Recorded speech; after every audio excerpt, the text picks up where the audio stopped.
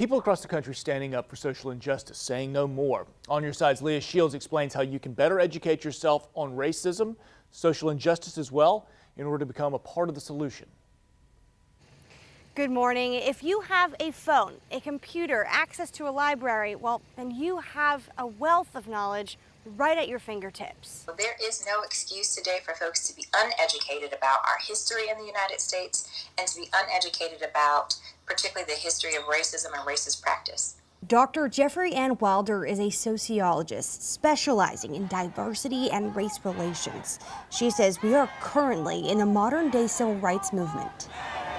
We cannot continue to ignore this as a society. We have to continue to name it by naming the individuals who have lost their lives, by naming racism. Not only can you learn about what is currently happening, the stories of George Floyd, Ahmaud Arbery, Breonna Taylor, and more, you can dig deeper into history with a click.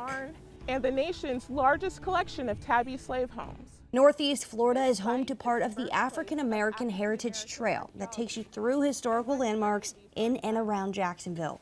You can take a self-guided tour and learn more online. And it goes beyond just tapping your African American neighbor or tapping and asking your friend of color. She says the value of this happening in 2020 is Google, because now we have access to information. And if you need a more structured learning environment in the next half hour, I'll tell you about a 30-day challenge for racial justice. In downtown Jax, Leah Sheilds, First Coast News on Your Side.